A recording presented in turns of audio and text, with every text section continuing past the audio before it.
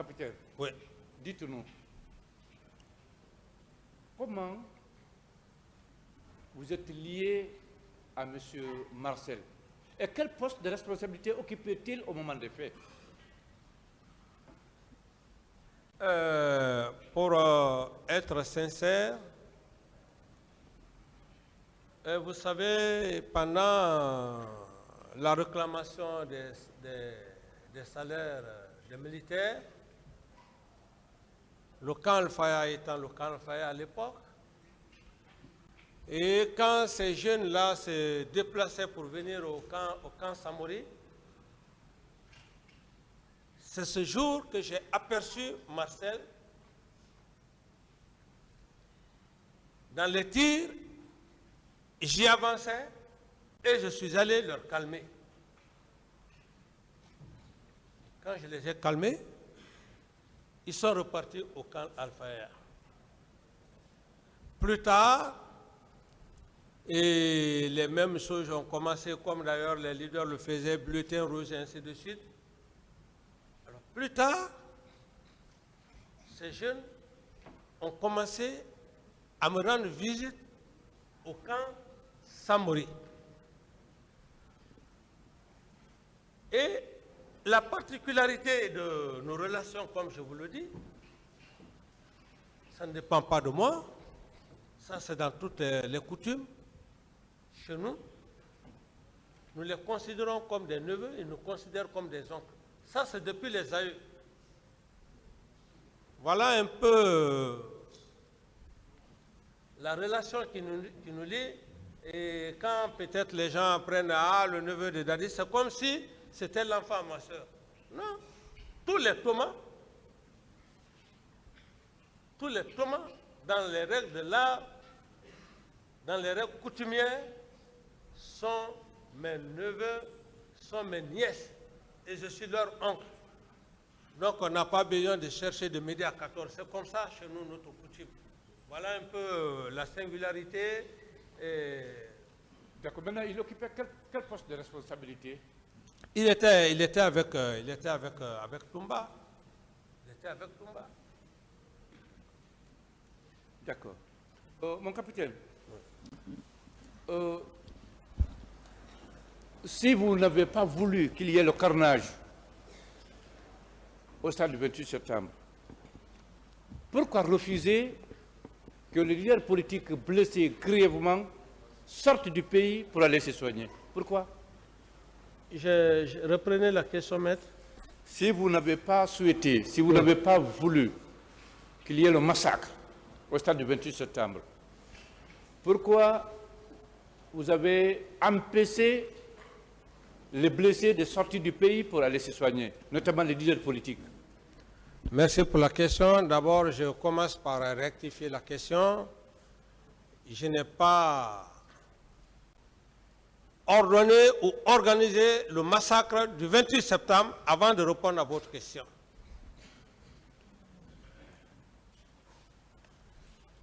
Le cas des blessés des leaders que vous faites allusion, je pense que monsieur le procureur a bel et bien fait une lecture hier, et dans cette lecture, j'étais assis, j'attendais attentivement la conclusion. Mais cette conclusion, j'en étais effectivement satisfait. Cette conclusion, j'en étais satisfait. Pourquoi? Parce que monsieur le procureur a dit, après maintes tractations, que les leaders politiques sont venus me voir et j'ai donc donné l'accord, le feu vert à M. Elal Seloudalin qui devrait voyager. Donc, je pense que là, il n'y a pas de débat à ce niveau. J'ai fini avec le procureur hier, le procureur a été très clair, il a fait la lecture et j'ai dit à M. le procureur, nous sommes dans la même logique. Si le procureur disait hier que, à l'époque, le capitaine Dadis avait refusé, ça allait être autre chose. Mais si le procureur lui-même a dit que lorsque les religieux sont venus, j'ai donné mon accord, je pense que je n'ai plus d'autres détails à faire à ce niveau, maître. Mon capitaine, Oui. reconnaissez-vous avoir reçu l'intervention du président Abdoulaye Wade du Sénégal, de l'ambassadeur de France en Guinée à l'époque, du représentant des Nations Unies pour la sortie, pour que vous acceptiez que M. Serdalin sorte? Vous le reconnaissez? Non. Ici, maître, je ne veux pas rentrer, c'est des grandes personnalités. Je ne vais pas donner des affirmations gratuites ici.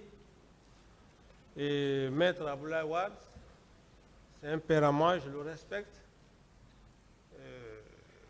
Il ne faudrait pas que les gens fassent des allégations sur cette grande personnalité. Non. Non.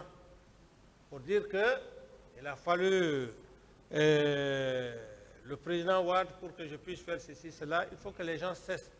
Les gens n'ont qu'à s'occuper des événements, des faits réels du 28 septembre. C'est ce qui est le plus important. Est-ce qu'il y a eu ça? Monsieur le Président? Est-ce qu'il y a eu ça? Il n'y a pas eu ça, Monsieur le Président. D'autres questions? Bien. Mon capitaine, en venant au pouvoir, vous aviez des ambitions nobles. Les Guinéens le reconnaissent. Surtout qu'à l'époque, il n'y a pas eu effusion de sang. Mais qui vous a fait changer cette décision d'organiser les élections au bout de 24 mois, restituer le pouvoir aux civils et partir dans les casernes? Qui vous a fait changer de décision, mon capitaine? Merci pour... parce que ce n'est pas toutes les questions qu'on peut... C'est une très belle question, parce que d'abord, la question en elle-même, elle est sincère et vous êtes honnête, vous êtes sincère en disant que vous avez une bonne idée. Parce que quel que soit un être humain, reconnaissez au moins son bienfait. Par rapport à votre probité morale, votre honnêteté, je vous réponds. Maître, merci, mon ce sont des hommes comme ça qu'on a besoin pour construire la Guinée. Merci, C'est ce qui peut encourager les patriotes et même les nouvelles générations à venir. Parce qu'il faut des hommes comme ça. Sinon, les nouvelles générations, lorsqu'ils vont venir, ils vont dire non, on a vu un homme engagé, mieux vaut s'enrichir, allez. Je vous réponds, maître. Merci, mon capitaine. Et la question elle est belle et bienvenue. Maître, je fus en toute sincérité trahi par l'homme à qui je l'ai fait confiance, le général Sekouba Konaté. Pour preuve,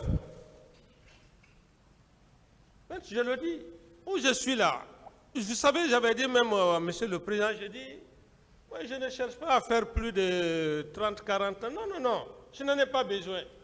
Je dis la vérité et je n'ai pas peur de la mort, je n'ai pas peur de quoi que ce soit. Donc, votre question est essentielle pour que Monsieur le Président du tribunal sache.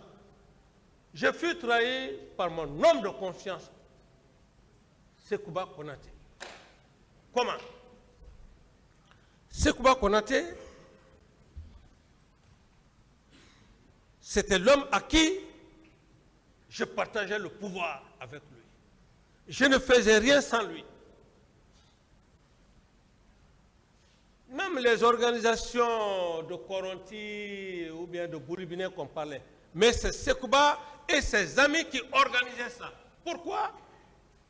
Il fallait donner une mauvaise idée aux leaders politiques. Mais dans ce jeu, il était en connivence avec le professeur Alpha. Permettez-moi, maître, de vous expliquer. Alors, même lorsque dans les PV, même certains ont eu à dire que Dadis ou rien, c'était une forme que les leaders politiques et la société civile puissent me faire la guerre. Mais dans tout ça, c'est le professeur Alpha, expérimenté qu'il est, et comme je l'ai dit, une expérience méchante, et je réitère. Donc, Sekouba Konaté faisait le jeu. Il en a commencé même à Fria.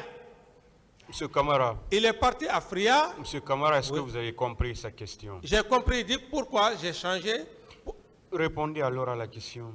C'est par la trahison de Sekouba Konaté. Parce que Sekouba Konaté, il a fait croire à certains militants, à certains leaders, que Dadis veut aller aux élections. La preuve, il est parti à Fria avec le colonel Tebro pour un soi-disant préparatif de campagne.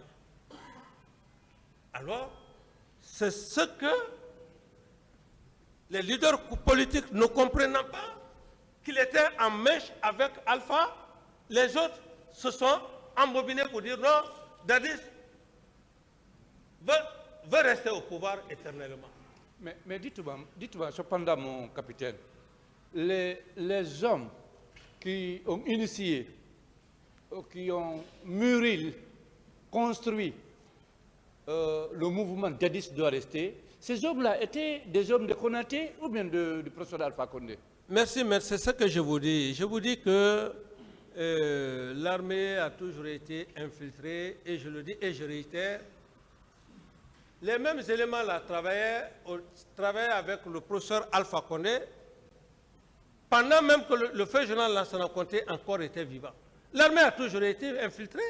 Ce sont les mêmes éléments, la prise de pouvoir qui sont venus, et puisqu'on a pris le pouvoir, inexpérimenté que j'étais, cette inexpérimenté que j'étais, permettez-moi, c'était les mêmes éléments qu'ils faisaient le machiavélisme sans que je ne me rende compte. Moi, à mon entendement, c'était des hommes sincères, honnêtes avec moi. Cependant, ils travaillaient, comme dirais-je, pour le professeur Alpha Condé et Sekouba Konaté. Est-ce que vous pouvez nous donner le nom de ces personnes qui ont initié et formé ce mouvement Dadis doit rester? Non, je pense que quand vous allez voir passer, il y a certains déjà, je crois, ils ont. Moi, je ne donnerai pas, je ne cherche pas, comment dirais-je, à dire le nom de qui que ce soit. Je suis là, c'est ma personne. Je suis là pour effectivement me défendre devant le président du tribunal. Donc, je ne cite le nom de personne. Mais les gens que je cite, c'est que j'ai les preuves avec moi, comme le cas. Est-ce que si on vous en donne, vous pouvez les reconnaître? Vous dites? Si on vous en donne, vous pouvez les reconnaître si on vous donne le nom de ces personnes qui ont formé le mouvement Dadis doit rester? Moi, peut-être que je peux les reconnaître physiquement. Physiquement, vous pouvez, à travers leur nom. Bon, ça dépend. D'accord. Donc, allons-y, on va aller. Monsieur Tibou Camara. Non, monsieur Tibou Camara, en toute sincérité, je ne dis pas sa relation avec Sekouba, mais Dadis doit rester, Dadis ou rien. Ok. Ça, je ne peux pas mentir sur lui. On continue. Monsieur Moussa Keïta. Eh bien, ça c'est...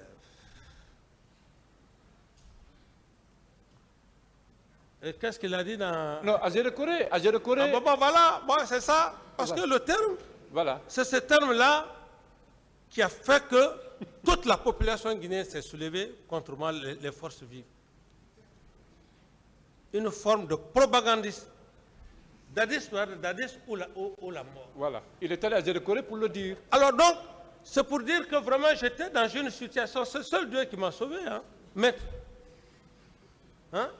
On fait semblant de vous aimer, mais au fond, ce n'est pas ça. Hein? Et donc, ces propos ont directement agi sur ma personne. Voilà. Ça crée, comme on dirait, beaucoup de situations. Donc, on retient M. Moussa Keïta. Ensuite, bon, Tibou, vous avez dit oui ou non, vous êtes dans l'incertitude. Bien. Parce que là, je n'ai pas la certitude par rapport à... Il y a des termes, quand on dit des termes, ce sont des termes qui sont graves. Ok. Monsieur Papakoli. Bon, monsieur Papakoli, bon, c'est un frère. À quelque part, bon, ça c'est purement familial. D'accord. C'est purement familial. Monsieur, mais son attitude, lorsqu'il a voyagé avec Sekouba, je n'étais pas content. Voilà. En toute sincérité, je n'étais pas content. Et je n'ai jamais échangé avec lui, jusqu'à date d'aujourd'hui.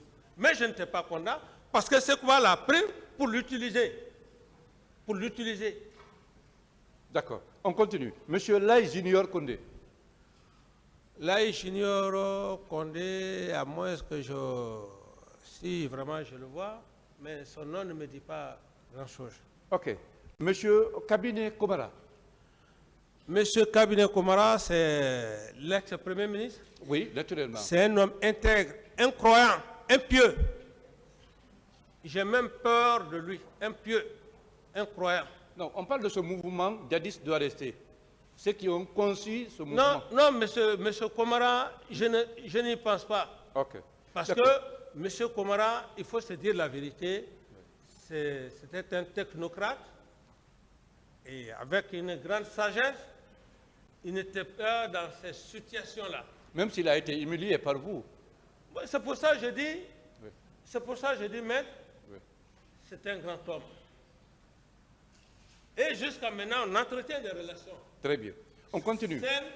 On continue, mon Je ne capitaine. l'ai pas humilié, mais ma réaction, quand vous êtes avec un grand frère, hein, et il a toujours accepté. C'est ça la sagesse aussi. D'accord. Et c'est mon frère, il reste mon frère. Merci. On continue, mon capitaine. Monsieur Siba Loalamou. Oui, d'ailleurs, je peux même dire que c'est mon instructeur, Siba Loalamou. C'est mon instructeur. Quand je devrais aller à Saint-Cyr, c'est avec lui que je révisais. Voilà. C'est mon ancien en même temps. Oui, mais il faisait partie de ceux qui ont conçu ce mouvement. Dadis doit rester. Bon, et peut-être si il le faisait, je ne l'ai pas vu flagramment. Parce qu'il y en a tant d'autres en ont fait, mais qui n'ont même pas leur liste ici.